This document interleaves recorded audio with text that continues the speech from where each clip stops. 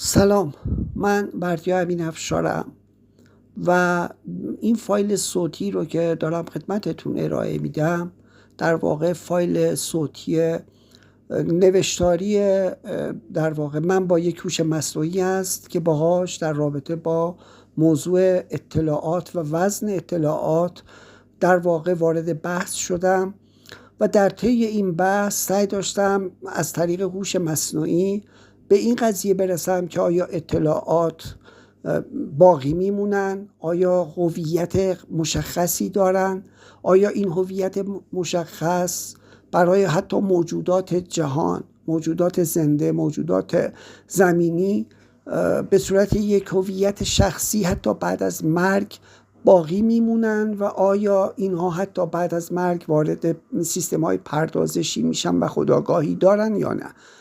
نتیجه این در واقع تکست رو من در قالب پرسش و پاسخ برای شما به صورت یه فایل صوتی ارائه میدم.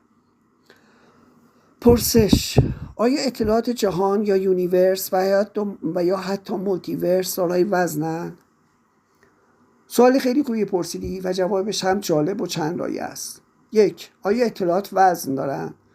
تو فیزیک کلاسیک اطلاعات به خودی خود وزن ندارن، اما وقتی وارد قلمرو فیزیک کوانتوم و نظریه اطلاعات میشیم قضیه کمی فرق میکنه.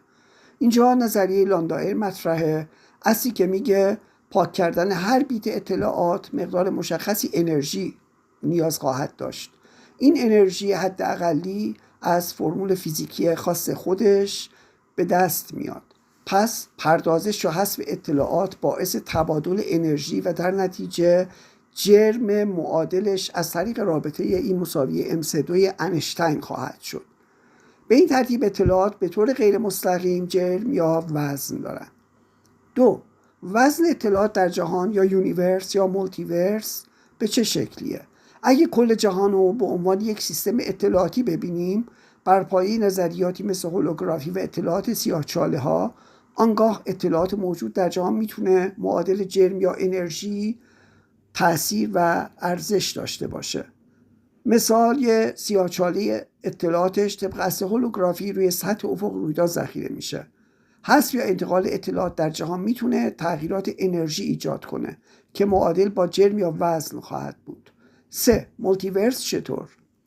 در مورد مولتیورس هنوز فقط یه نظریه است، اما اگه هر جهان اطلاعاتی جداگانه داشته باشه و ارتباطاتی بین این جهانها باشه، در اصل میتونیم بگیم اطلاعات موجود در مولتیورس هم پتانسیل وزن خواهند داشت، حداقل در مدل‌های نظری. سوال: آیا یک انسان و کلیه اطلاعات مربوط به اون انسان مثل دانایی و خاطرات، آموزش‌ها و غیره میتونن با تولد یک انسان به وزن اطلاعات جهان اضافه بکنن؟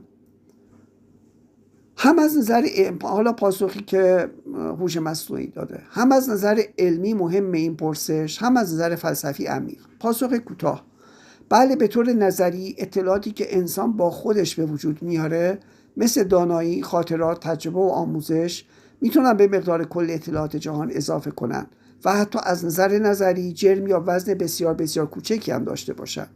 حالا بریم کمی عمیق‌تر. 1. تولد انسان مساوی است به افزایش اطلاعات. بله، وقتی یه انسان متولد میشه ژنتیک منحصر به فردی داره که همون DNA یا داده های بیولوژیکیش. سپس در طول زندگی از طریق حواس، تجربه، آموزش و تفکر اطلاعات جدیدی تولید و ذخیره میشه. این اطلاعات جدید تا پیش از اون در جهان وجود نداشتن.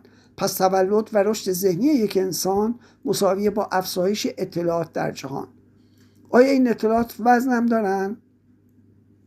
از دید اصل لاندائر که کمی بالاتر هم اشاره شد، اطلاعات واقعی وقتی در یک سیستم فیزیکی ذخیره یا پردازش میشن انرژی مصرف میکنن. چون انرژی و جرم رابطه دارن طبق در واقع فرمول انشتین، حتی ذخیره یک بیت جدید از نظر نظری میتونه باعث افزایش جرم سیستم بشه. مثلا مغز انسان وزنش حدود 1,400 گرمه، ولی اطلاعاتی که درونش ذخیره میشه، خاطرات، مفاهیم و مهارت‌ها میتونن روی وضعیت انرژی مغز اثر بذارن. البته این اثر روی جرم بسیار ناچیزه، به حدی که غیر قابل اندازه‌گیریه با ابزارهای فعلیمون. 3. آیا اطلاعات ذهنی انسان‌ها بخشی از اطلاعات جهان محسوب میشن؟ بله.